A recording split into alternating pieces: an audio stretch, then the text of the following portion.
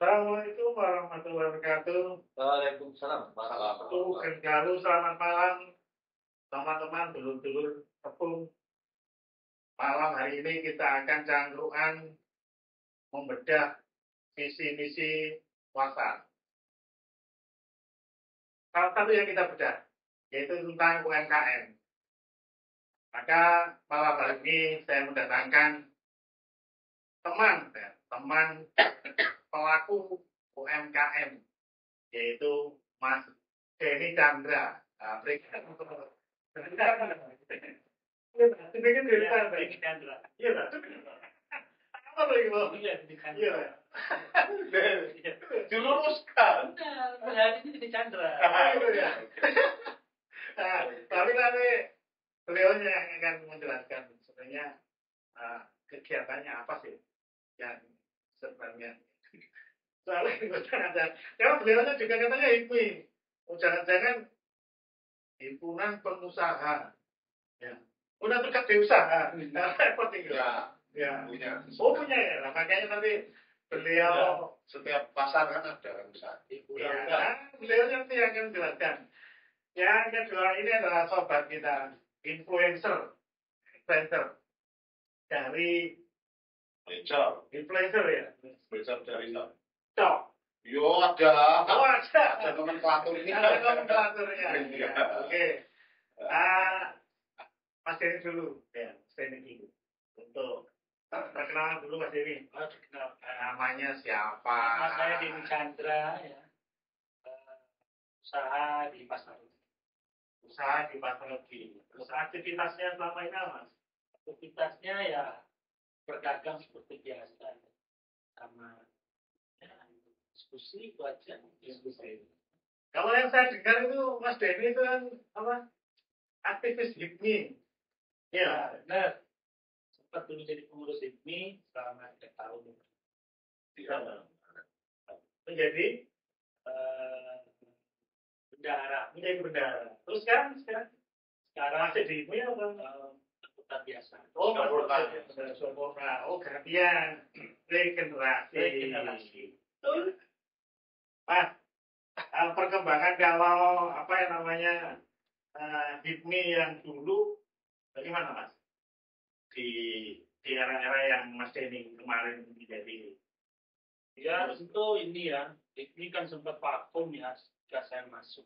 Nah, itu, jadi saya rasa nanti pertumbuhannya makin lama makin baik.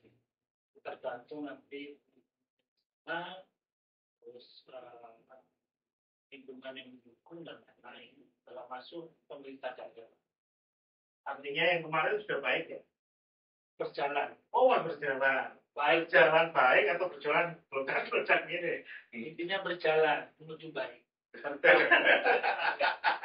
Kalau keluar tim netur, nah itu enggak. Oh gitu. Kayak jalan yang tadi kita lewati ya. Terus kalau yang sekarang pengetahuan sendiri gimana? Apakah sudah sinergi dengan misi-misi yang kemarin? Untuk sekarang untuk pengurusan kebetulan saya tidak masuk di pengurusan. Tapi untuk sekarang saya lihat sudah ada beberapa kegiatan yang sudah terlaksana. Oh gitu ya. Oh kemarin seperti mendatangkan apa? Artis tuh ya?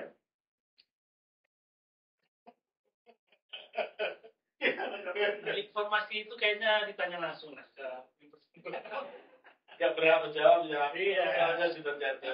Tapi tidaknya ada itu ya, ada lompatan. Bapak nggak update informasi sebenarnya. Nggak masuk di grup sih. Tapi minimal ada lompatan imajinasi kan ya. Dengan berani punya imajinasi mendatangkan soal itu bagaimana prosesnya. Tapi sepertinya itu dibatalkan. Oh gitu. Untuk kronologinya ya urus yang. Oh gitu ya, guys. Kita nggak bahas itu kan. Kalau gitu ya, kalau Mas Denny menjadi anggota ya. Tadi itu aja ya. Oke. Mas Denny pertanyaan berikutnya. Ini Mas Denny terus ke apa ya? Iya. Mas Denny. Sekarang karena Mas Denny itu adalah pelaku usaha. Betul, pelaku usaha. Gimana sih Mas perkembangan sekarang? Kalau situasi hari ini ya, Iya, setelah situasi hari ini, kalau kita fakta lapangan memang menyeluruh lagi lesu ya. Semua sektor termasuk sektor fashion. Kalau kita merujuk dari data-data nasional, khususnya di Bank Indonesia, survei penjualan eceran, setiap bulan awal bulan selalu keluar, memang trennya lagi turun. apakah yang khusus fashion? Semuanya ada cuma beberapa bidang atau sektor yang lagi kondisinya lagi naik, itu tembakau sama makanan. Jadi kalau UMKM yang makanan ya tetap itu ya naik ya. Karena kalau makanan kan kita lihat secara nasional, jumlah populasi Indonesia kan tiap tahun naik 1,8%. Itulah yang memang naik. Kedua, jumlah perokok hari ini kan makin tiap tahun makin naik. Bagaimana dengan itu larangan merokok ini? Yang merokok, ya itu kan makin dilarang kan makin asik biasanya. Oh gitu ya. Terus kalau misalkan Tapi jangan diaktifkan melalui gitu. oh ini pelaku ya, pelaku atau petani tembakau. Wah, gimana? Tapi Sebetulnya banyak orang yang salah paham. Tembakau itu perebutannya rokok. Tapi ada persoalan besar di sini itu. Urusan tembakau itu. ya, Kalau kita membaca nikotin bom, perang nikotin, ya di situ kan kebutuhan rokok juga kebutuhan farmasi, begitulah. kebutuhan rokok Juga kebutuhan farmasi. Apa hubungannya antara rokok dan farmasi? nikotinnya. Oh, nikotinnya. Nah, sebetulnya rokok itu apa ya? Bagian terkecil. Kalau tembakau untuk merokok, untuk rokok usaha itu bagian terkecil. Persoalannya lebih besar. Tuh. Jadi artinya fluktuasi ya, kalau saya cermati tadi ya, mulai dari season fluktuasi ya. Enggak. Turun apa fluktuasi Turun. itu? Jadi kalau kita lihat di IPR, indeks penjualan retail atau indeks penjualan real dari tahun 2011 sampai sekarang, itu trennya selalu turun. Jadi penjualan retail kita jauh lebih tidak ada perkembangan semenjak tahun 2010. Kalau kita lihat laporan statistik ya, yang dikeluarkan oleh Bank Indonesia. Tapi fakta lapangan juga seperti itu. Karena saya jualan atau berbisnis itu mulai dari bangku SMA, saya merasanya mulai ada perubahan itu. Nah, yang paling perlu kita, pasti orang akan berpikir, oh ada perubahan gaya berbelanja. Ini ada data unik lagi di Bank Indonesia. Di Jakarta itu, indeks penjualan realnya itu turun sampai 40%. Terendah dari seluruh kota-kota besar yang ada di Indonesia. Artinya apa? Artinya gaya belanja balik tidak mesti menjadi jawaban. Jika terjadi penurunan penjualan retail. Artinya pembelian online, Shopee dan sebagainya itu, apakah itu sebagai penyebab? Tidak selalu, karena gini, di Jakarta itu kan kota metropolitan. Dari beberapa survei yang 2000 survei dari terbesar dan kecil itu kan mereka sudah online. Fakta di lapangan mereka lagi tren turun, bahkan turunnya itu sampai 40%. Poin IPR-nya itu 60 kalau kita baca. Nah, jadi dan terendah dari Surabaya terendah, dari Bandung terendah, dari Medan terendah, dari Banjarmasin terendah.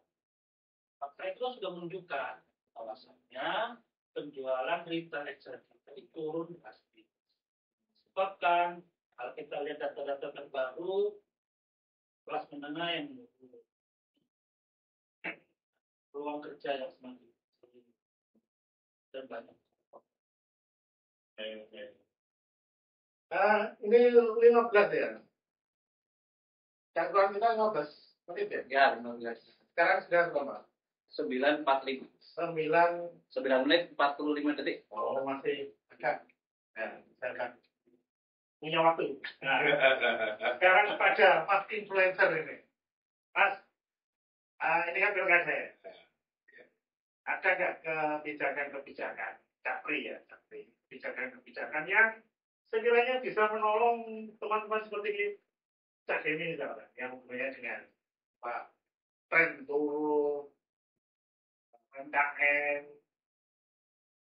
yang dari sektor fashion. Kalau tadi dari sektor kuliner naik ya trennya. Iya. Nah, kira-kira gimana Capri? Persoalan tren itu tadi yang Denny sampaikan kan dia membaca data nasional. Ya. Data nasional itu biasanya tidak mempengaruhi data daerah. Saya rasa kalau di Jombang nanti orang Jombang itu tepat memilih bupati itu tidak berpengaruh. Seperti tadi calon bupati Waksa mendatangi pabrik sepatu di Sumber Dukuh kemarin, Kecamatan Jombang. Itu salah satu caranya bagaimana membangkitkan genit produk-produk UKM di daerahnya. Yang bisa memarketeri itu jelas bupati. Ya. Jadi bagaimana produk-produk lokal itu bisa dikenal secara nasional. Tapi saya sedikit tidak bisa match ya ketika Denny menggunakan data nasional. Bagaimana dengan data nasional? Gimana?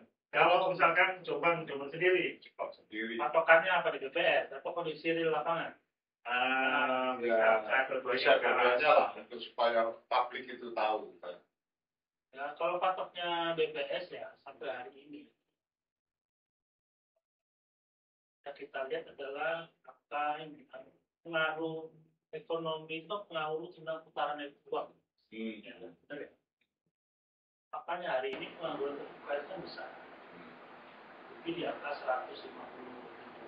Oh ya, berarti itu nanti kita diskusikan secara spesifik untuk yang pengangguran. Sekarang yang UMKM dulu. Nah, untuk UMKM hari ini kalau kita melihat di data Dinas Koperasi dan UMKM itu kan lebih kurang 150 ribu UMKM. 150 ribu di Jombang. Itu menyumbang lebih kurang 60% produk domestik bruto. Artinya putaran uang itu 60% dipengaruhi oleh UMKM. Pendapatan kotor daerah ya. Fakta realnya kita lihat di pasar. Pasar yang paling terdekat dari Pucuk Kelapa adalah pasar. Lantai 2 itu semuanya hampir cuma terisi cuma 5%. Lantai 1, lantai dasar itu hampir pada teman-teman pedagang itu ada bahkan seminggu cuma 1 kali lah. Nah, kalau kita lihat di ruko-ruko yang sekarang menjadi sertifikat hak sewa yang diambil oleh pemerintah daerah, itu hampir 20-30% itu tokonya kosong, bukan dijual. Hanya beberapa toko yang masih bisa. Kira-kira apa penyebabnya? Itu penyebabnya ini masyarakat satu bisa terjadi perubahan daya berbelanja, dan yang kedua bisa terjadi yang namanya ekonomi lagi lesu karena kan kebutuhan fashion atau kebutuhan selain pokok itu kan kebutuhan sekunder. Ya. Mungkin juga malah tersier ya. Tersier sekarang tergantung dia masuk kategori seperti apa. Nah, jadi artinya kalau Mas Denny ini kan UMKM di bidang fashion ya, ada kemungkinan terpengaruh atau sangat terpengaruh itu dalam faktor daya beli masyarakat. Iya, daya beli masyarakat. Nah, kalau Capri, Mas itu perlukah intervensi pemerintah atau dalam hal ini misalkan lebih mengerucut pada kebijakan-kebijakan atau visi calon-calon kandidat untuk menangani ini? Saya melihat sangat perlu. Tetapi kalau kandidat itu tidak punya visi, dia akan keblasuk-blasuk begitu. Tapi saya melihat, ya pasangan nomor 2 ini, Warsa ini kan bukan persoalan, jangankan urusan UKM, urusan perusahaan saja sudah selesai, kan begitu.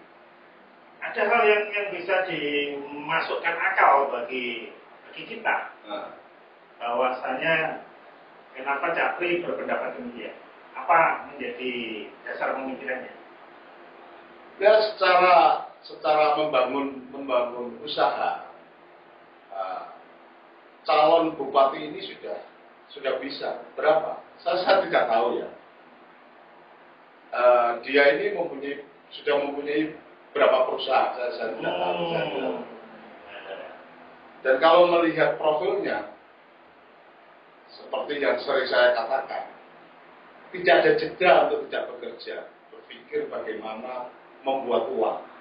Jadi saya melihat dia sudah tidak mencari uang, tapi membuat uang. Bagaimana membuat uang, membuat pekerja, itu selalu begitu. Jadi dibutuhkan seperti itu. Bukan sekedar kerja begitu, tapi sudah nyata, sudah bisa. Hanya saja dia posisinya di bawah, di daerah. Artinya ada background beliau sebagai seorang bisnismen. Oh ya? sudah mumpuni. Perjalanannya sudah panjang saya itu.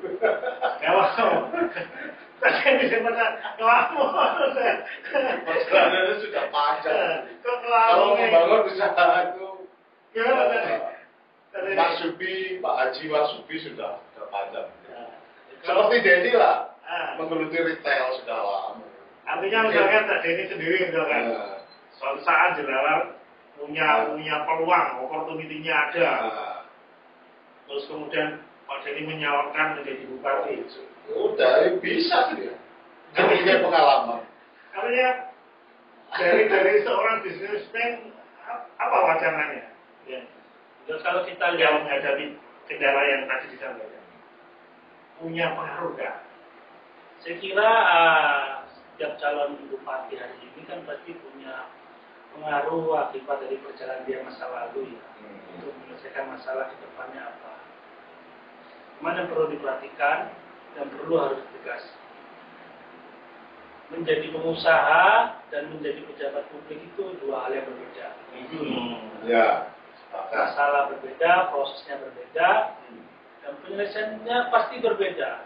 Pertama, secara administrasi, pengusaha pinginnya yang efektif dan efisien. Ya, teori ekonomi ya. Yang kedua, kendalanya pasti terhadap spontanitas. Pengusaha itu selalu ingin spontanitas. Jadi selesai di konsep, kerjakan. Nah, kalau karena itu, saya kira butuh perjuangan yang berat siapapun yang jadi bupati hari ini, khususnya bupatinya backgroundnya pengusaha. Pak Jokowi backgroundnya pengusaha juga. Iya. Butuh tantangan dan effort yang lebih karena butuh menyesuaikan dengan praktek lapangannya seperti teman-teman di PNS, di dinasan dan lain-lain. Besar harapan saya siapapun jadi bupatinya ya perlu ada desain ekonomi, pembangunan ekonomi Jombang itu seperti apa desainnya, dan nanti bisa berkelanjutan. Jadi pemerintah daerah selama ini saya lihat dan beberapa kali ketemu ya dengan teman-teman dari pemerintah daerah selalu bicara tentang memfasilitasi. Fasilitasi gitu ya. Follow up. Bukan itu. Padahal kecenderungan sekarang pemerintah tuh selain memfasilitasi harus mengintervensi dan memantau. Jadi perkembangan ekonomi masyarakat kelas menengah itu jangan dianggap sebagai blessing atau anugerah. Bukan efek dari ekonomi global, bukan, tapi harus didesain. Nah, artinya UMKM itu bukan, atau ekonomi mikro itu bukan hal bentuk gitu ya. Iya. Melainkan harus by design. Apalagi persoalan takdir gitu. Takdir. Masa belum bisa takdir? Iya. Kan kadang-kadang takdirku rezekinya ada, aku maju begitu kan biasa. Ada. Kan begitu. Nah, takdir Ya saya sepakat apa itu. Tapi maaf ya deh. Selaku influencer Warsa. influencer rasa. Influencer rasa itu.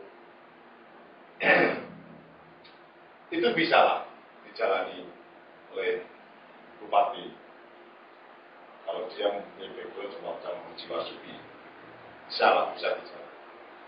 Kalau urusan spontanitas nanti kan ada semacam training kan bagaimana menata mengelola daerah itu kan ada. Hanya tinggal menerapkan saja, tidak perlu spontanitas, begitulah. Kalau tidak perlu spontanitas atau apa sporadis atau itu tidak perlu. Saya setuju yang disampaikan sama Cak Denny tadi bahwasanya segala hal itu perlu dimanajemen dengan baik. Tidak, jujur. Kalau sekarang ada rame-ramenya timnas ya, rame-ramenya timnas. Ini keren ketika Pak Erick Thohir yang memang notabene itu juga bisnismen ya. Nah, merubah konsep-konsep timnas yang dulu tradisional. Iya. Kita hanya bermimpi aku nek nonton bal-balan itu kalah terus ya. Iya, kalah terus. Bahkan teman-teman sendiri itu nek nonton bal-balan mesti jago totoan itu jago musuh ya. Iya. Nah, untuk saat ini tampaknya seluruh Indonesia itu sudah punya harapan. Walaupun ada beberapa penyinyir ya. Nyinyirisme ya. Itu yang menyoal naturalisasi menyoal naturalisasi dan sebagainya. Tapi tetap yang harus digarisbawahi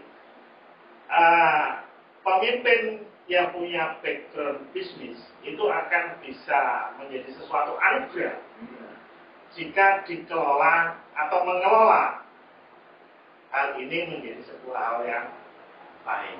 Banyaklah semacam ada dalam iska pengusaha media banyak. Jadi Menteri BUMN bagaimana perubahannya lumayan dalam iska waktu itu ya.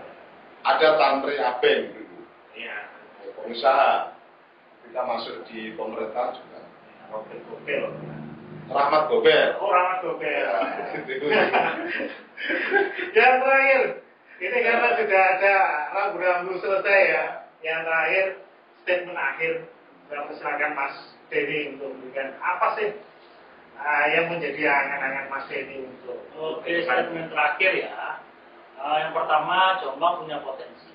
Ya, salah satunya aset-aset daerah. Kita punya lebih kurang ruko atau kios di pasar itu lebih kurang ribuan. Kalau dikelola dengan baik, bisa menyumbang lebih kurang pengurangan pengangguran. Yang kedua, kita punya potensi-potensi desa yang bisa kalau dikerucutkan itu menjadi potensi yang luar biasa. Jadi saya besar harapannya siapapun ya menjadi bupati harus ada namanya desain pembangunan ekonomi daerah. Yang goalnya adalah bagaimana kita bisa berkompetisi dengan daerah-daerah lain untuk merebut putaran uang. Jangan kita menganggap Kabupaten Jombang itu sama seperti mana. Seperti mana. Kita punya ciri khas sendiri. Nah, potensi itu yang dimaksimalkan, baru kita merujuk kepada eskalasi bisnis yang lain atau potensi ekonomi yang lain. Dengan lokal. Contohnya di Supir hari ini. Supir itu pengunjung ziarah itu kalau harian biasa itu ribuan orang. Kalau haul itu sampai 10.000 orang. Produk yang ada di sana, bahkan produk yang ringan-ringan, produk itu bukan dari Kabupaten Jombang. Iya. Dari Nganjuk. Belum yang lain. Padahal Jombang juga ada kan? Kalau logikakannya, secara hukum Gosen ya, kalau dalam ekonomi ada hukum Gosen, 100 orang yang masuk cuma belanja 10 orang. Kalau dikali-kalikan berarti kan putaran ekonomi kan membaik. Faktanya hari ini tidak sih. Nah, yang kedua, yang selanjutnya itu potensi di pondok pesantren. Pada saatnya Pemda untuk mengajak pondok-pondok itu kolaborasi untuk membangun ekonomi daerah. Yang selama ini saya lihat tidak terlihat. Melibatkan stakeholder, Kadin, IPMI, sebagai sales atau marketingnya di luar sana. Ya. Terima kasih. Terus yang terakhir, Kak Pri. Tetaplah yang saya melihat yang mempunyai goodwill, mempunyai political will itu dewasa. Untuk membangun semuanya. Tetap masa. Saya influencernya masa. Ini influencer. Influencernya masa. Bebas aja. Kan yang lain sudah terbukti. Ya begitu-begitu aja. Saya selaku ya mengucapkan terima kasih untuk malam hari ini kita cangkruan ya, walaupun mungkin agak garing situasinya ya, tapi tetap saya berikan terima kasih Mas Denny dan Kavi. Terima kasih untuk semuanya. Kita ketemu di pembahasan berikutnya. Assalamualaikum warahmatullahi wabarakatuh. Waalaikumsalam warahmatullahi wabarakatuh. Kok garing ya?